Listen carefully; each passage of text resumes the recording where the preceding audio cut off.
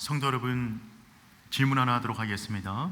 여러분은 음식을 드실 때, 도시락을 드실 때 그 가운데 있는 반찬 가운데 맛있는 것부터 드십니까? 아니면 맛 없는 것부터 드십니까? 어릴 적에 부모님이 도시락 싸주시면 학교 가서 도시락을 먹을 때 저는 맛있는 걸 나중에 먹는 스타일이었습니다. 제가 제일 좋아하는 소세지를 나중에 먹기 위해서 남겨두었다가 먹는 스타일이었는데, 그때 같이 먹던 놈이 친구도 아닙니다. 자기 반찬에 맛있는 걸 먼저 다 먹어놓고는 내가 아껴둔 소세지를 그냥 마구 먹는 것입니다. 그날 제가 포크를 안 들어서 다행이지 전쟁이 날 뻔했습니다. 조스바를 드실 때 혹시 겉에 있는 껍데기부터 발라 드시고 안에 있는 걸 나중에 드신 적은 없으신가요? 초코파이를 드실 때 겉에 있는 초코빵을 먼저 드시고 마시멜로 남겨놓은 다음에 한꺼번에 한 입 드신 적은 없으신가요? 저만 있는 거 아니죠? 이런 이야기를 들었습니다. 어떤 사람이 도토리를 먹는데 그 사람은 늘 그 가운데 가장 못생긴 것을 먼저 먹었습니다. 그러나 먹은 다음에 그 다음에 남은 것 가운데 가장 못생긴 것을 또 먹는 것이죠. 그렇게 계속해서 먹다 보니까 마지막까지 이 사람이 먹은 것은 남은 것 가운데 가장 못생긴 것만 먹게 되는 것입니다. 그런데 동일한 도토리를 먹는데 어떤 사람은 가장 예쁜 것부터 먹습니다. 그거 먹고 남은 것 가운데 또 두 번째로 예쁜 것을 먹게 되는 것이죠. 그렇게 끝까지 먹고 나니까 그 사람은 결국 가장 예쁜 도토리만 먹게 되었습니다. 같은 도토리를 먹음에도 불구하고 어떤 사람은 가장 못생긴 것만을 골라 먹는 반면 어떤 사람은 가장 예쁜 것만 골라 먹는 사람이 되는 것이죠. 이 이야기의 핵심은 좋아하는 것을 아끼느라 평생 싫은 것만 하는 사람에 대해서 경고하는 것입니다. 무엇인가를 선택할 때 최악을 피할 수 있는 선택을 하는 것이 아니라 최선의 것을 항상 선택해야 된다는 것입니다. 매 순간 최선의 것을 선택한다면 그 선택이 쌓여서 우리의 인생은 아름답게 만들어진다는 것이죠. 이 부분은 영적인 부분에서도 적용이 됩니다. 죄를 끊고 싶지만 이것 하나는 나중에, 순종하고 싶지만 이것은 다음에, 헌신하고 싶지만 상황이 좋아지면, 이렇게 최선의 것을 알고 있지만 계속해서 뒤로 미루다 보면 우리 삶의 최선은 오지 않는다는 것이죠. 신앙생활은 최악을 피하는 게임이 아니라 최선의 것을 선택해 나가는 선택의 과정입니다. 여러분의 선택의 기준은 무엇입니까? 내 인생을 향한 하나님의 최선을 알고 있음에도 불구하고 나의 생각과 욕심이 만들어낸 것에 의해서 최선이 밀려나가 차선의 것을 계속 선택하며 살지는 않습니까? 우리 인생의 진정한 변화를 원한다면, 우리 인생 가운데 다가온 영적 전쟁을 끝내기를 원한다면 항상 하나님이 원하시는 최선의 것을 선택할 수 있기를 축복합니다. 끝까지 최선의 것만을 선택하며 나가는 것입니다. 액체인 물이 100도에서 기체로 변화되기 위해서는 100도까지 가야 됩니다. 98도에서도 변화는 없습니다. 그대로 액체입니다. 그런데 2도가 더해져서 100도가 되었을 때 액체가 기체로 변하는 질적 변화를 맞이하게 되는 것이죠. 하나님의 말씀 가운데 순종할 때 우리 인생 가운데 진짜 변화를 원한다면 끝까지 순종해야 되는 줄 믿습니다. 부족한 믿음으로는 우리 삶의 빈 공간을 채울 수가 없습니다. 하나님께서 원하시는 그 순종의 자리까지 나아가는 우리 모두가 될 수 있기를 축복합니다. 우리는 지난주에 여호수아 11장 상반절에 있는 내용을 가지고 전쟁을 끝내는 믿음에 대해서 함께 나누었습니다. 우리 23절 말씀 한번 읽어보겠습니다. 이와 같이 여호수아가 여호와께서 모세에게 말씀하신 대로 이스라엘 지파의 구분을 따라 기업으로 주매 그 땅의 전쟁이 그쳤더라. 아멘. 그 땅의 전쟁이 그쳤더라. 얼마나 감격스러운 선포입니까? 하나님의 은혜로 넘실거리는 요단강을 가르고 맨 땅처럼 밟아서 그 땅 안에 들어와 벌어진 모든 전쟁에 대해서 승리를 거두었어요. 그 마지막 총 결론이 무엇이냐면 그 땅의 전쟁이 그쳤더라. 그런데 생각해보면 전쟁을 그치는 방법은 여러 가지가 있습니다. 첫 번째는 완전한 승리입니다. 완벽하게 승리를 거두면 더 이상 싸울 적이 없습니다. 전쟁이 그치게 되겠죠. 두 번째 방법도 있습니다. 패배하면 그칩니다. 내가 더 이상 싸울 힘이 없고 완전히 지게 되면 전쟁은 멈추는 것입니다. 세 번째, 적당히 타협하면 전쟁은 멈춥니다. 이 정도 피해를 서로 봤으니 그만 이 정도 선에서 멈추자라고 타협을 하면 그 땅의 전쟁이 그치는 것입니다.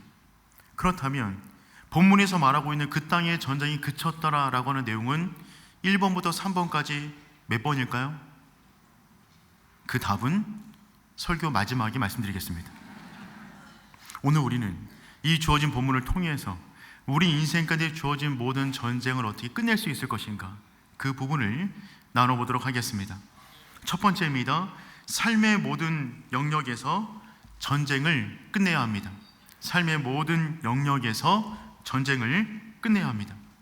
여호수아는 북방 연합군과의 전쟁을 벌임에 있어서 그들의 대장이었던 하솔왕 야빈만 이기고 멈추지 않았어요.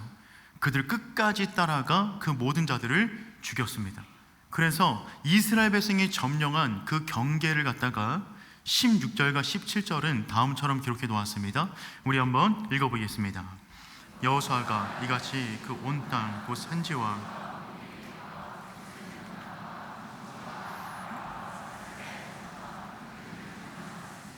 그 세일로 올라가는 한락산에서부터 헤르몬 산 아래 레바논 골짜기 발가까지라 그들의 왕들을 모두 잡아 쳐 죽였으며, 여기 보니까 이스라엘 백성이 점령했던 가나안 땅의 경계를 표시해 놓아서요, 지도를 보시면 훨씬 더 쉽게 이해할 수 있습니다. 남쪽 경계는 네겝에서부터 시작이 되어집니다. 네겝은 광야라는 뜻입니다. 남쪽의 광야 지역부터 북쪽의 이스라엘의 산지와 평지까지, 그리고 동쪽의 아라바 계곡에서부터 이 서쪽으로 또한 평지까지 전체를 점령하게 된 것입니다. 이것을 거리로 말하면 남북이 한 240km고요 동서로 80km 정도 됩니다. 이 땅 안에 있는 다양한 땅의 영역들이 있었는데 오늘 성경을 보면 평지, 산지, 광야, 골짜기 모든 것을 점령했다라고 표시하고 있습니다. 그러니 이 땅은 점령하기 어려운 곳이었어요. 그 땅에 수많은 골짜기가 있고 광야도 있고 산지도 있었습니다. 더군다나 이 가나안 땅 가운데 여러 족속의 왕들이 있었는데 그 왕들이 31명이었습니다. 그래서 여호수아 12장 24절은 다음처럼 기록해 놓았어요. 하반절에 보니까 모두 31왕이었더라. 여호수아서를 보면 우리가 전쟁이 빨리 끝난 것 같지만 실은 쉬운 전쟁이 아니었습니다. 성경은 전쟁의 역사를 중심으로 기록한 책이 아니기 때문에 성경의 전쟁사를 기록할 때는 구속사에 필요한 내용만 기록해 놓습니다. 그래서 짧게 끝난 것이지 실은 굉장히 힘들고 험한 전쟁이었어요. 무려 7년 반 동안 31명의 왕들과 싸워 이겼던 전쟁이 되는 겁니다. 그리고 이 31명의 왕들이 가나안 땅 전 연역에 퍼져 있었습니다. 평지, 산지, 광야, 골짜기 가운데 국가를 이루고 있었어요. 그러니 그들을 싸워 이기기를 원한다면 그들이 있는 곳으로 찾아가 그들과 전쟁을 벌여야 되는 것이죠. 그리고 결국 이스라엘은 가나안 땅 가운데 있는 모든 땅의 영역 가운데 전쟁을 벌여서 승리하게 되었습니다. 이처럼 가나안 땅 가운데 평지, 산지, 광야, 골짜기 가운데 31명의 왕이 있는 것처럼 우리 삶의 영역에도 다양한 땅이 있고 그 땅을 점령하고 있는 가짜 왕들이 있습니다. 그들과의 싸움에서 전부 다 이겨야 그 땅의 전쟁이 끝나게 되는 것이죠. 첫 번째, 우리 삶의 영역 가운데 평지 같은 영역이 있어요. 이 평지 영역은 일상의 영역이라고 할 수 있습니다. 매일처럼 반복되는 일상이 벌어지는 삶의 시간과 공간입니다. 특별할 것이 없습니다. 기적 같은 일도 없어요. 같은 시간에 출근하고 같은 일을 하고 같은 시간에 퇴근하고 집에 돌아가 가정생활을 합니다. 의식주와 관련된 일반적인 삶의 전반을 말하고 있는 것이죠. 그런데 이 일상 속에서 크진 않지만 소리 없는 전쟁을 치릅니다. 이 일상을 장악한 거짓 왕은 무기력이에요. 무기력, 무의미, 무감각. 이들은 우리 일상 속을 침투하여 삶의 열정을 빼앗고 살아가는 의미를 흐리게 만들고 무감각으로 하나님께서 은혜를 부어주셔도 금방 잊게 만들어버립니다. 어쩌면 우리가 매주마다 나와서 예배드리고 있지만 매주마다 아무 일 없이 예배드리는 이 일상이 무기력에 빠지게 되면 우리의 신앙이 잠들게 되는 것입니다. 그러니 사랑하는 성도 여러분, 평지와 같은 일상의 모든 순간 속에서 무기력과 무의미, 무감각을 이겨나갈 수 있기를 축복합니다. 또한 우리 삶의 일상 가운데 산지와 같은 영역이 있어요. 이곳은 도전의 영역입니다. 일상을 떠나 모든 사람은 하나님께서 요구하시는 산지를 갖고 있습니다. 그 산지를 점령하기를 원한다면 평지를 떠나 땀을 흘려야만 합니다. 우리가 구원을 얻는 것은 하나님의 전적인 은혜로 구원을 얻지만 성화와 비전을 이루는 데는 땀을 흘리고 노력해야만 얻을 수가 있어요. 모든 사람은 하나님께서 허락하신 산지가 있습니다. 도전해야 될 영역이 있어요. 믿음으로 올라야 할 삶의 경계선이 있단 말입니다. 그런데 그 산지를 장악한 가짜 왕의 이름은 무엇이냐면 두려움입니다. 두려움에 쌓이면 그 산지로 올라갈 마음을 먹지 않습니다. 다양한 이유를 들어서 평지에 남아 있는 것이죠. 나는 안 돼. 내 능력을 봐. 내가 저걸 어떻게 점령할 수 있겠어? 내 나이가 얼마인데 그렇게까지 꼭 해야만 해? 라고 하는 생각에 빠지게 되면 우리 가운데 남아있는 산지를 점령하지 못하고 그냥 일상의 무기력에 빠져 반복되는 일상에 젖어 살게 되는 것이죠. 사랑하는 성도 여러분, 우리 인생 가운데 주어진 모든 산지를 점령할 수 있기를 축복합니다. 우리가 이 땅을 살아가는 이유는 평안한 땅을 얻기 위해서 사는 것이 아니라 우리 가운데 주어진 모든 산지를 점령하여 그 땅의 믿음의 깃발을 꽂기를 위하여 그 마음을 가지고 사는 줄 믿습니다. 그래서 갈렙처럼 85세가 되었지만 이 산지를 내게 주소서 라고 외칠 수 있는 그 산지가 있기를 축복합니다. 세 번째, 우리 인생 가운데 광야와 같은 삶의 영역이 있습니다. 이 광야 땅은요, 고난의 영역입니다. 모든 인생에는 광야가 다 있어요. 그 사람이 갖고 있는 모든 땅이 푸른 초장만 있는 사람은 없습니다. 모든 사람은 그의 삶의 한 구석에 광야를 끼고 살아갑니다. 비가 내리지 않습니다. 열심히 노력하지만 땅이 거칠고 땀을 흘리지만 열매를 맺지 못합니다.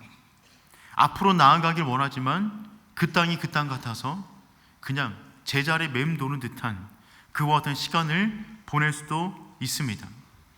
어떤 사람에게는 사업의 광야가 있을 수 있어요.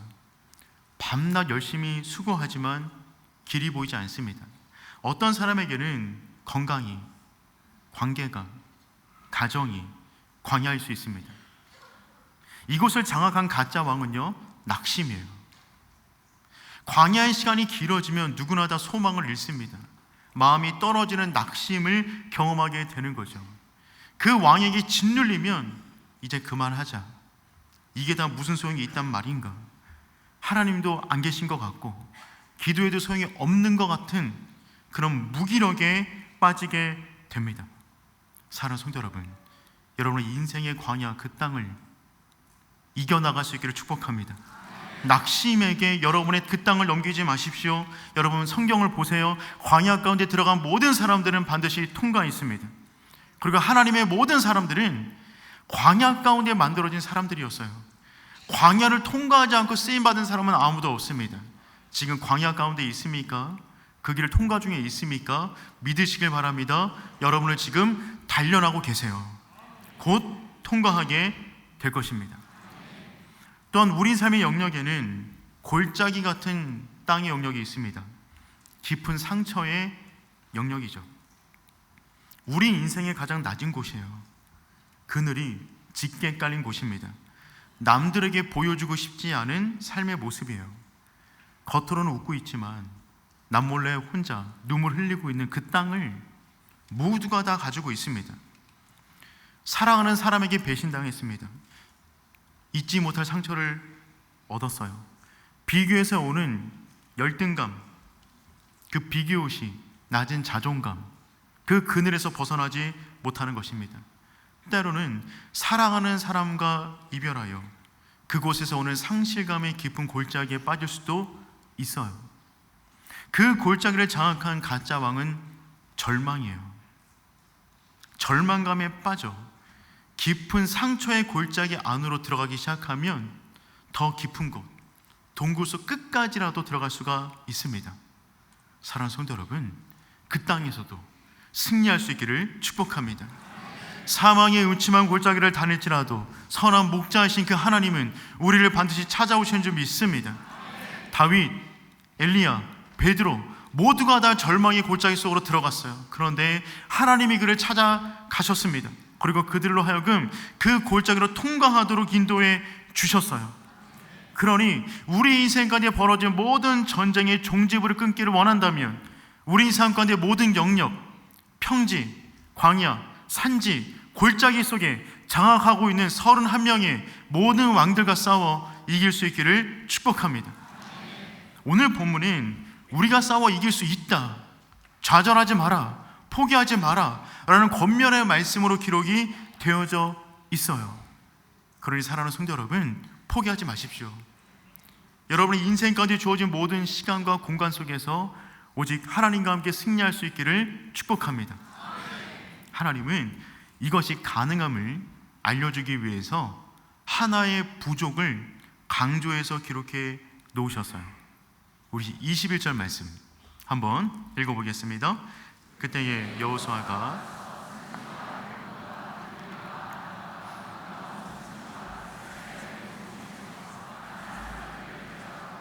그가 또 그들의 성읍들을 진멸하여 바쳤으므로.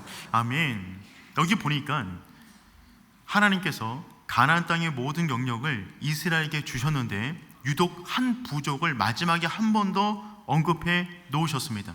보니까 유다 온 산지와 이스라엘의 온 산지에서 아낙 사람들을 멸절하고, 그러니 아낙 부족은 한 지역에 몰려 살지 않고 이스라엘 전체, 가나안 땅 전체 가운데 흩어져 살았다는 것을 알 수가 있죠. 그런데 오늘 말씀에서는 이 아낙 사람들의 멸절에 대해서 한 번 더 강조하여 기록해 놓았습니다. 여러분, 아낙 사람들은 누구입니까? 40년 전에 그들의 부모 세대로 하여금 믿음의 땅에 들어가지 못하게 만든 결정적으로 두려움을 일으켰던 사람들입니다. 민수기 13장 33절 말씀 우리 한번 읽어보겠습니다. 거기서 네피림 후손인 아낙 자손의 거인들을 보았나니 우리는 스스로 보기에도 메뚜기 같으니. 여기 보십시오. 40년 전에 그들의 부모 세대가 가나안 땅을 포기했던 이유는 아낙 자손 때문이었어요. 그들이 너무 큰 겁니다. 너무 크니까 그들이 보기에 우리는 메뚜기 같을 것이다 라는 두려움에 짓눌린 것입니다. 그들의 부모 세대가 아낙 자손 때문에 두려움 때문에 그 땅을 포기했고 광야를 거치는 동안에 자녀들에게 그 얘기를 하지 않았겠어요? 그 땅에는 아낙 자손이 있다. 그러니 이 두려움은 대를 이어 넘어온 두려움이었어요. 이 아낙 자손이 평지에도 산지에도 광야에도 골짜기에도 있었습니다. 그들은 흩어져 있었어요. 실제적인 그 땅의 왕노릇하는 족속들이었습니다. 그런데 성경은 오늘 본문 가운데 전쟁을 마무리 지으면서 아낙 자손을 다시 한번 언급하고 있죠. 이유는 무엇일까요? 아낙 자손이라 할지라도 너희가 대를 이어 부모 세대가 자녀 세대에게 건네주었던 삶의 두려움이라 할지라도 하나님 안에서 반드시 승리하게 된다는 것입니다. 여러분, 이것을 믿을 수 있기를 축복합니다. 우리 인생까지 아낙 자손이 있을 수 있어요. 그 앞에 서게 되면 작아지는 부분이 있습니다. 사람들마다 그 주제는 다를 수 있겠죠. 그런데 그 아낙 자손이 누구든지 간에 하나님과 함께하면 그들 역시 이기게 되는 줄 믿습니다. 죄를 지은 인간의 감정의 기본값은 두려움이에요. 인간의 감정의 가장 기본값은 두려움입니다. 그래서 사람은요, 모든 상황 속에서 두려워할 수 있는 탁월한 은사를 가지고 있어요. 심지어는 가장 행복한 순간에도 두렵습니다. 어떤 분이 이렇게 말씀하시더라고요. 요즘 너무 행복해서 두렵습니다. 두려움은 인간이 갖고 있는 기본값이에요. 두려움은 그림자와 같아요. 항상 나보다 커 보입니다. 내 인생을 압도할 것처럼 보입니다. 그런데 내 인생보다 커 보이는 두려움은 그 두려움보다 크신 하나님 앞에서 사라지게 되는 줄 믿습니다. 인생은 결국 누구에게 압도당하느냐의 문제예요. 두려움이 압도당하는 것이 아니라 그보다 크신 하나님 안에서, 그분의 그늘 안에서 살아가는 우리 모두가 될 수 있기를 축복합니다. 그러므로 오늘 본문의 이 말씀은요, 두려움에 대한 종결 선언입니다. 안악자손을 멸절하였다. 두려움에 대한 종결 선언이 되는 것이죠. 우리 이 시간에 한번 선언해 보도록 하겠습니다. 저를 따라서 내 인생의 안악자손은 끝이 났다. 한 번 더, 내 인생의 안악자손은 끝이 났다. 아멘. 이 믿음의 선포를 가지고 날마다 두려움이 몰려올 때마다 이 말씀을 꺼내놓고 선포하며 나아가는 우리 모두가 될 수 있기를 축복합니다. 두 번째, 오늘 본문이 강조하는 바는 무엇이냐면 마지막 거인까지 쓰러뜨려야 한다는 것입니다. 마지막 거인까지 쓰러뜨려야만 합니다. 오늘 본문이 이렇게 끝나면 너무 좋겠지만 성경은 마지막에 한 구절을 은근슬쩍 집어넣었어요. 그리고 이 구절을 볼 때 무언가 이상하다라는 마음이 들 수밖에 없습니다. 이스라엘 백성이 가나안 땅의 모든 땅의 영역 가운데 31명의 왕을 전부 다 무찔렀어요. 그런데 성경은 한 문장을 집어넣었습니다. 22절 말씀 우리 한번 읽어보겠습니다. 이스라엘 자손의 땅에는 아락 사람들이 하나도 남지 아니하였고 가사와 가드와 아소데만 남았더라. 여러분 보십시오. 이스라엘 자손의 땅에는 아락 사람들이 하나도 남지 않았는데 성경은 뒤에 한 문장을 더 넣었어요. 가사와 가드와 아소에만 남았더라. 이 말은 무슨 말이냐면 가나안 땅 전체를 점령한 것이 아니라 그 변두리에 있었던 가사, 가드, 아솥은 남겨뒀다는 말이고 그 땅 안으로 아낙 자손들이 도망쳐서 살게 되었다는 것을 의미합니다. 그런데 이 구절 바로 다음에 23절에서는 다음처럼 기록해 놓았어요. 23절 끝을 보니까 이렇게 되어 있습니다. 그 땅에 전쟁이 그쳤더라. 그러면 정리해 보도록 하겠습니다. 가나안 땅 가운데 가드와 가사와 아스돗이 있습니다. 마지막 아낙 자손과 전쟁을 벌일 때 그들 가운데 살아남은 사람들이 그 안으로 들어가 살게 되었습니다. 그러면 전쟁이 끝난 것입니까? 안 끝난 것입니까? 안 끝났어요. 근데 성경은 전쟁이 끝났더라 라고 기록합니다. 즉 이스라엘 백성이 여기서 전쟁을 끝내자 라고 마침표를 찍은 것입니다. 지도를 한번 보실까요? 이스라엘 백성이 점령한 전체 가나안 땅 가운데 가사, 가드, 아솥은 매우 작은 부분에 불과합니다. 2% 정도, 매우 작은 민족, 작은 지역이었어요. 해변가에 있는 변두리에 있는 지역이었습니다. 이 안에 3개의 도시가 있었는데 그 3개의 도시를 살려두었어요. 더나 그 안으로 아낙 자손이 도망쳤는데 그들을 살려두었어요. 왜 그랬을까요? 이만하면 됐다. 이만하면 이 땅 전체를 우리가 갖게 되었는데 이들도 숨 쉴 공간은 줘야지. 남겨둬야지. 이 정도는 우리가 통제할 수 있으니까 남겨둬도 돼 라는 마음에 우리는 전쟁을 끝냅니다 라고 지금 마침표를 찍고 있는 겁니다. 그런데 성도 여러분, 이 별것 아닌 것처럼 보였던 이 3개 도시가 블레셋이라는 국가를 이루게 되고요, 이들이 이후로 이스라엘을 끊임없이 공격합니다. 남겨두었던 가드, 가사, 아솥에서 이스라엘 백성 간에 중요한 실패 역사가 일어나요. 첫 번째, 이들은 지속적으로 이스라엘을 압박합니다. 그래서 여호수아 다음에 사사기 시대 가운데 모든 어려움은 이 지역에서부터 나왔어요. 더군다나 사사 가운데 가장 완벽한 사사였던 삼손, 그 삼손의 눈을 뽑아 끌고 가서 조롱했던 공간이 어디냐면 가사입니다. 우리 사사기 16장 21절 말씀 한번 읽어보겠습니다. 블레셋 사람들이 그를 잡아가 그의 눈을 빼고 끌고 가사에 내려가. 여러분 보십시오. 얼마 안 되는 그 족속을 남겨두었더니 그 땅 가운데 가장 위대한 사사였던 삼손이 끌려가 눈이 뽑히고 사슬에 묶여서 맷돌을 갈며 조롱받는 위치 가운데 떨어지게 된 것입니다. 두 번째, 언약궤가 그 땅으로 빼앗기게 돼요. 사무엘상 4장을 보시면 블레셋과 이스라엘은 대전쟁을 벌이는데 그 전쟁 가운데 이스라엘을 패합니다. 그냥 패한 것이 아니라 언약궤를 빼앗겼어요. 근데 그 언약궤가 어디에 보관되었냐면 아스돗에 있는 다곤 신전 안으로 가져갑니다. 사무엘상 5장 1절과 2절 말씀 우리 한번 읽어보겠습니다. 블레셋 사람들이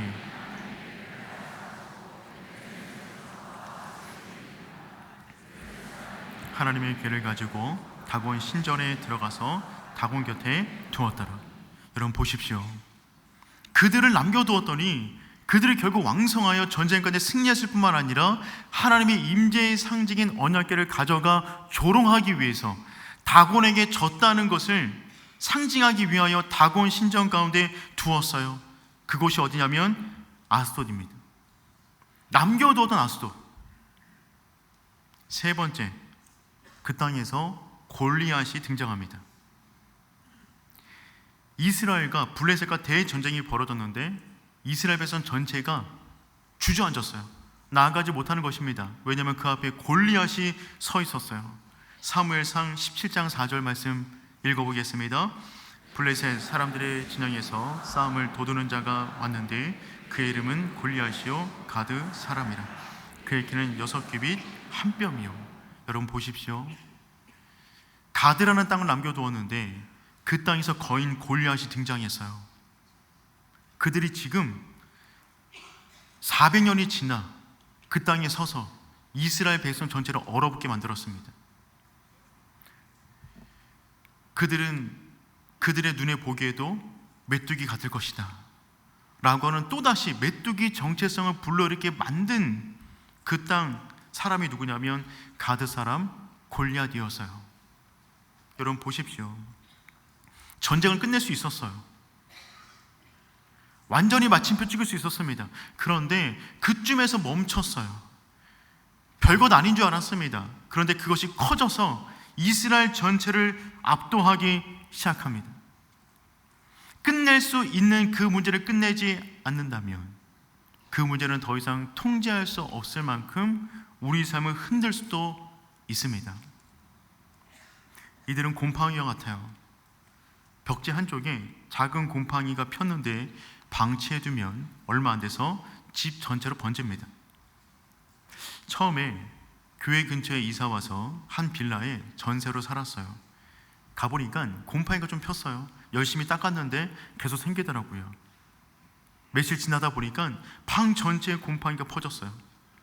그 방을 쓸 수 없어서 가족 4명이 한 방에서 2년 동안 살았습니다. 그런데 한 방에 지니까 참 행복하더라고요. 오늘 내가 처리하지 않은 죄의 문제, 안악자손은 내일의 나의 삶을 무너뜨릴 것입니다. 그러니 사랑하는 성도 여러분, 남겨두지 마십시오. 현재 호주에는 약 2억 마리의 토끼가 서식하고 있다 합니다. 호주 정부는 이 토끼를 통제하기 위해서 갖은 노력을 했지만 그 개체수의 번식을 잡지 못했다고 해요. 처음부터 그런 것은 아니었습니다. 처음에 1859년에 영국 출신의 이주민인 토마스 오스틴이 호주로 넘어와서 영국에서 사냥하던 재미를 또 느끼기를 원해서 토끼 24마리를 가져왔다 합니다. 그리고 농장간에 풀어놓고 토끼 사냥을 즐겼는데 문제는 이 땅에는 토끼의 천적이 없답니다. 그래서 토끼들이 그 땅에 매우 만족하여 아이들을 많이 낳아 토끼 국가로 만든 거예요. 연간 200마리 이상의 토끼를 사냥하지만 그럼에도 불구하고 그 번식을 종잡을 수가 없다는 것입니다. 24마리를 방치해 두었더니 이제는 걷잡을 수 없는 문제가 된 것이죠. 만일 이스라엘이 이후에 그들이 남겨뒀던 작은 씨앗이 그들의 역사 가운데 이와 같은 문제를 일으킬 것을 알았다면 그들을 남겨두었을까요? 사사 역사 가운데 가장 위대한 삼손이 두 눈이 뽑혀 조롱당한 것을 알았다면, 블레셋과의 전쟁 가운데 언약궤가 빼앗겨 아스돗 다곤 신장에 둔다는 것을 알았다면, 골리앗과의 전쟁에서 얼어붙는다는 것을 알았다면, 특별히 블레셋과의 전쟁 가운데 사울 왕과 요나단이 죽음까지 당하게 되었는데 그것을 알았다면 그들은 가드와 가스와 아스돗을 남겨두었을까요? 제거했을 것입니다. 지금도 우리 인생 가운데 수많은 사람들이 넘어지고 실패하는데 그때마다 보통 동일한 후회를 하시더라고요. 그때 그 일이 그렇게 커질 줄 몰랐어요. 그때 그 한 번의 선택이 내 인생을 이렇게 흔들 줄 몰랐습니다. 그 한 번의 타협, 한 번의 거짓말, 한 번의 방심이 내 인생 전체를 짓누를 줄 몰랐어요. 그러니 사랑하는 성도 여러분, 해결할 수 있을 때 해결할 수 있기를 축복합니다. 우리 인생에 남겨둔 땅들이 있다면 그 모든 영역에 대하여 전쟁을 선포하고 그 땅을 복음으로 물들일 수 있기를 축복해요. 하나님은 사실 가나안 땅에 들어가기 전부터 이와 같은 사실을 경고하셨어요. 민수기 33장 55절 말씀 우리 한번 읽어보겠습니다. 너희가 만일 그 땅의 원주민들을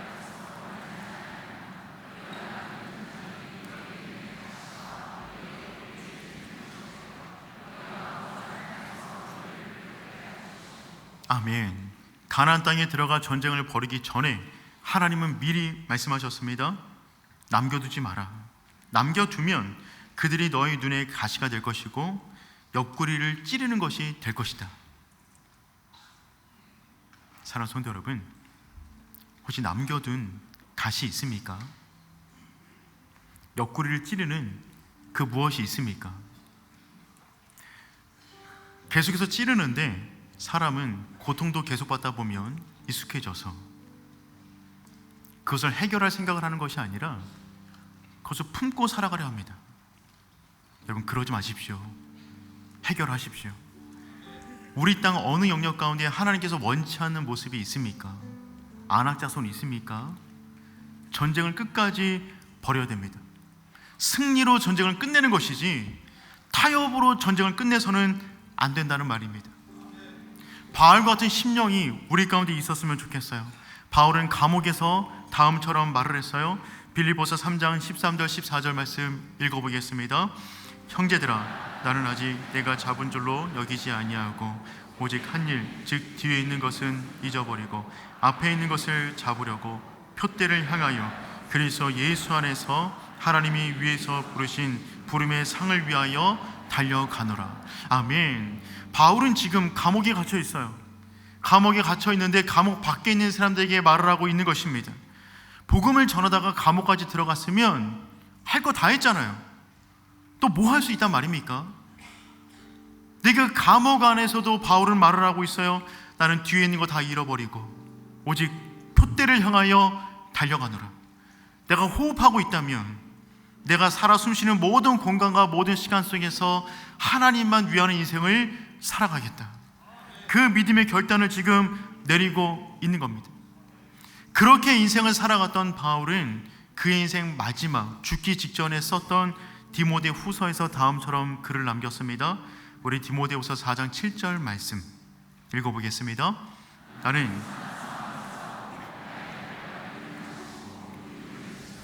아멘. 너무 멋지지 않나요? 바울의 가장 마지막 인생의 시기를 통과하면서 남겼던 디모데후서 4장 7절 말씀. 나는 싸움을 다 싸웠습니다. 달려갈 길을 마쳤습니다. 믿음을 지켰습니다. 이 세 마디 고백이 우리가 이 땅에서 마지막 호흡할 때 고백할 수 있는 동일한 고백이 되었으면 좋겠습니다. 끝까지 싸우는 겁니다. 달려갈 길을 다 가는 것입니다. 98%의 크리스찬 100명보다 100%의 크리스찬 한 명이 하나님의 나라를 이루어가는 거예요. 우리가 스스로 부족하지만 그 부족한 가운데 매몰되는 것이 아니라 그 빈 공간을 하나님의 능력과 성령과 말씀으로 채워 싸우기를 멈추지 않는 하나님의 사람 될 수 있기를 축복합니다. 우리 그 마음 담아서 주님이 주신 땅으로 함께 찬양하겠습니다. 주님이 주신 땅으로 한 걸음씩 나아갈 때에 수많은 적들과 견고한 성이 나를 두렵게 하지만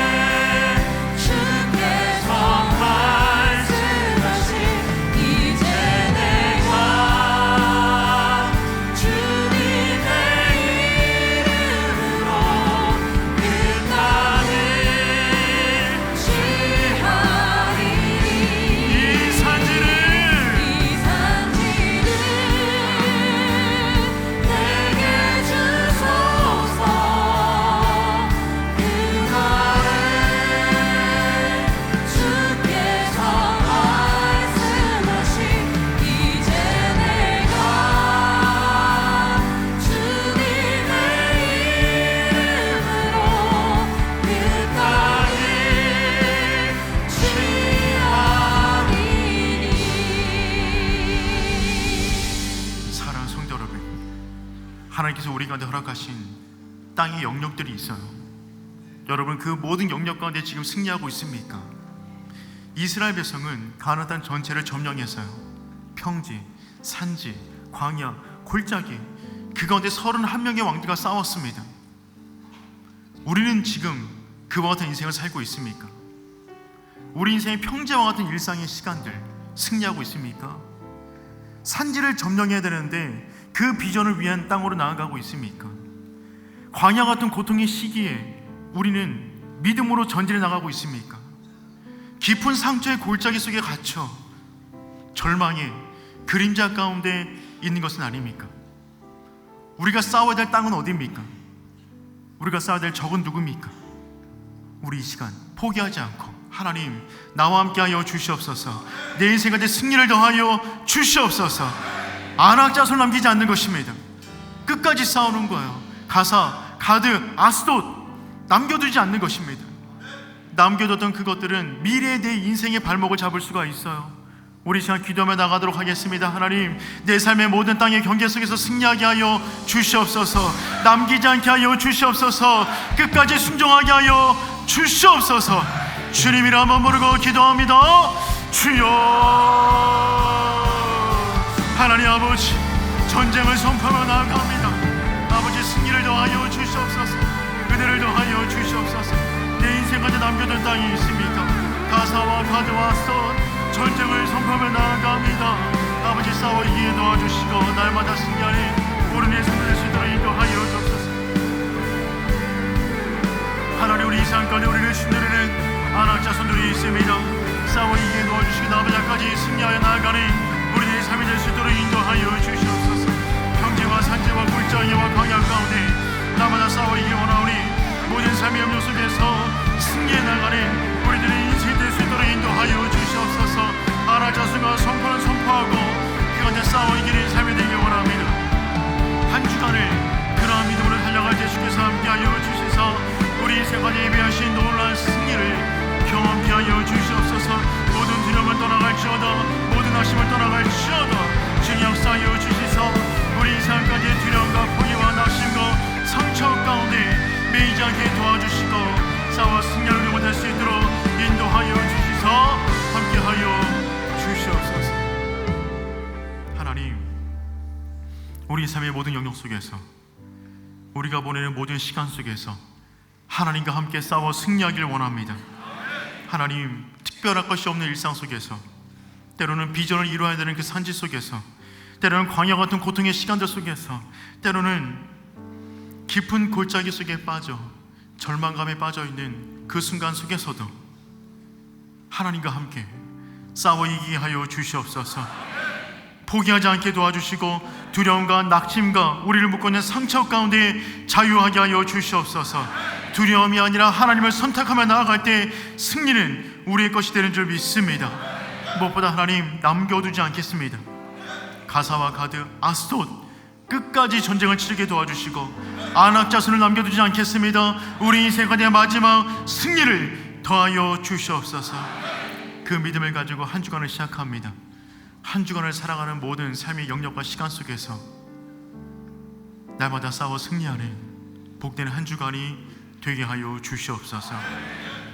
이제는 우리 주 예수 그리스도의 은혜와 하나님 아버지의 다함이 없는 사랑하심과 성령님의 인도 보호하심의 은혜가 우리 가운데 주어진 모든 땅의 영역 속에서 주와 함께 승리하기를 다짐하는 주의 백성 머리 위에 이제로부터 영까지 항상 함께 하시길 축원하옵나이다. 아멘.